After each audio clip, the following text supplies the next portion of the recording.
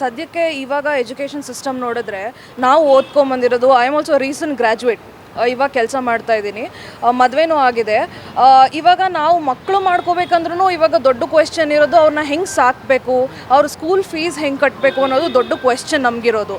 So ಇವಾಗ ಈ education ಸಿಸ್ಟಮಲ್ಲಿ ನಮ್ಗೆ ಹೆಂಗಂದರೆ ಇವಾಗ ನಾವು ಮಕ್ಕಳು ಮಾಡ್ಕೋಬೋದು, ನೆಕ್ಸ್ಟ್ ಅವ್ರಿಗೆ ಸ್ಕೂಲ್ ಫೀಸ್ ಹೆಂಗೆ ಕಟ್ಟಿದ್ರು ಇವಾಗ ಎಲ್ಲನೂ ಎಜುಕೇಷನ್ ಸಿಸ್ಟಮ್ ಇಸ್ ಲೈಕ್ ತುಂಬ ಎಕ್ಸ್ಪೆನ್ಸಿವ್, ತುಂಬ ಕಾಸ್ಟ್ಲಿ. ಇವಾಗ ಸ್ಕೂಲ್ ನೋಡಿದ ತಕ್ಷಣ ಅಯ್ಯೋ ಎಷ್ಟು ಇರ್ಬೋದಪ್ಪ ಫೀಸ್ ಅಂತಲೇ ಅನಿಸುತ್ತೆ. ಸೊ ಇವಾಗ ಆ ಥರ if suppose education system change ಆಗಿ ಸ್ಕೂಲ್ಸ್ ಎಲ್ಲರೂ ವೆಬ್ಸೈಟಲ್ಲಿ ಅಥವಾ ಹೊರಗಡೆ ಅವರು ಫೀಸ್ ಎಷ್ಟು ಅಂತ ಹಾಕಿದರೆ ಮೇ ಬಿ ನಮಗೂ ಸಾರ್ವಜನಿಕರಾಗಿ ನಮಗೂ ಅರ್ಥ ಆಗುತ್ತೆ ಹೆಂಗೆ where we stand in a society, ನಾವಿನ್ನೂ ಎಷ್ಟು ಕಷ್ಟಪಡಬೇಕು ಮಕ್ಕಳನ್ನ ಓದಿಸೋ ಸಲುವಾಗಿ ಅಂತ. May be that will be very useful. Actually ಇವಾಗ ಬಂದಿರೋ ಆ್ಯಕ್ಟ್ ಸಲುವಾಗಿ I think that will be very useful ಅನ್ಸುತ್ತೆ.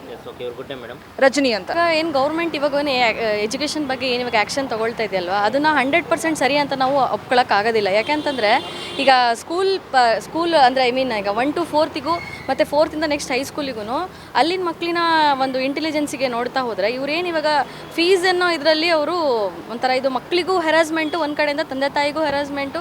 ಮತ್ತು ಏನಂತಂದರೆ ಈಗ ತುಂಬ ಒಂದು ಬಡ ಕುಟುಂಬದಂದರೆ ಹಿಂದುಳಿದ ಕುಟುಂಬದಿಂದ ಬಂದವರಿಗೆ ಒಳ್ಳೆ ಶಿಕ್ಷಣಕ್ಕೋಸ್ಕರ ಎಷ್ಟೊಂದು ಜನ ಬೆಂಗಳೂರನ್ನ ಅರ್ಸ್ಕೊಂಡು ಬರ್ತಾ ಇದ್ದಾರೆ. ಸೊ ಈ ಥರ ಇವರು ದಂಧೆನ ಮಾಡ್ಕೊಂಡ್ಬಿಟ್ಟಿದ್ದಾರೆ ಶಿಕ್ಷಣ ಇಲಾಖೆ ಅನ್ನೋಂಥದ್ದು.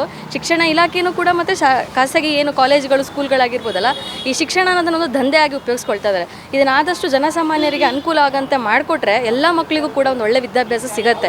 ಇಲ್ಲ ಅಂತಂದರೆ ಇದೇ ಥರ ಶಿಕ್ಷಣ ಇಲಾಖೆಯಿಂದ ಅವ್ರು ಏನು ರೂಲ್ಸ್ಗಳು ರೆಗ್ಯುಲೇಷನ್ಸ್ಗಳು ಹಾಕ್ತಾ ಹೋದ್ರು ಅದನ್ನು ಇವರು ಪ್ರೈವೇಟ್ ಕಾಲೇಜಸ್ಗಳು ಅದನ್ನು ಮಿಸ್ಯೂಸ್ ಮಾಡ್ಕೊಳ್ತಾ ಹೋದರೆ ಮುಂದೆ ಇದು ತುಂಬ ದೊಡ್ಡದಾಗಿ ಪರಿಣಾಮ ಬೀರೋದ್ರಲ್ಲಿ ಯಾವುದೇ ಥರದ ಅನುಮಾನ ಅಂತೂ ಖಂಡಿತವಾಗ್ಲೂ ಇಲ್ಲ ಅಂತೇಳಿ ನಾನು ಬಯಸ್ತೀನಿ. ಈಗ ನಾನು ಕೂಡ ಒಂದು ಕಾಲೇಜಲ್ಲಿ ಲೆಕ್ಚರರ್ ಆಗಿ ವರ್ಕ್ ಮಾಡ್ತಾ ಇದ್ದೀನಿ. ನಾನು ಒಂದು ಪ್ರೈವೇಟ್ ಕಾಲೇಜಲ್ಲಿ ಲೆಕ್ಚರರ್ ವರ್ಕ್ ಮಾಡ್ತಾ ಇದ್ರು ಕೂಡ ನಾನು ಕೆಲವೊಂದನ್ನು ಅಗೇನೆಸ್ಟ್ ಮಾಡ್ತೀನಿ, ಅದ್ರ ಪರವಾಗಿ ನಾನು ಕೂಡ ಅಗೇನೆಸ್ಟ್ ಮಾಡ್ತೀನಿ. ಯಾಕಂದರೆ ನಾವೆಲ್ಲ ಓದುವಾಗ ಶಿಕ್ಷಣನೇ ಬೇರೆ, ಆ ಶಿಕ್ಷಣಕ್ಕೂ ಈಗಿನ ಶಿಕ್ಷಣಕ್ಕೂ ತುಂಬಾ ಡಿಫ್ರೆನ್ಸ್ ಇದೆ.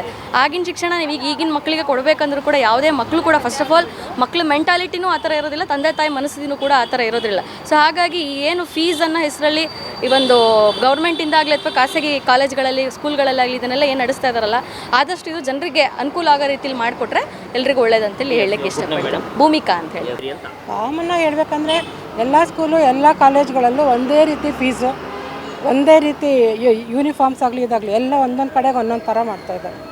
ಅದೆಲ್ಲ ಮಾಡೋದ್ರಿಂದ ತಪ್ಪು. ಯಾಕೆಂದರೆ ಬಡವರು ಮಕ್ಕಳು ಇರ್ತಾರೆ, ಸಾಹುಕಾರ ಮಕ್ಕಳು ಇರ್ತಾರೆ. ಸೊ ಆ ರೀತಿ ನೋಡಿದ್ರೆ ಒಂದೇ ಥರ ಫೀಸ್ ಮಾಡೋದು ಒಳ್ಳೇದಂತ ನನಗನ್ಸುತ್ತೆ. ಫೀಸ್ ಒಂದೇ ರೀತಿ ಇರಬೇಕು, ಒಂದು ಹೈ ಒಂದು ಲೋ. ಕೆಲವ್ರಿಗೆ ಕಟ್ಟೋಕ್ಕಾಗುತ್ತೆ, ಕೆಲವ್ರಿಗೆ ಕಟ್ಟೋಕ್ಕಾಗಲ್ಲ, ಕೆಲವ್ರು ಸಾಲ ಮಾಡ್ತಾರೆ.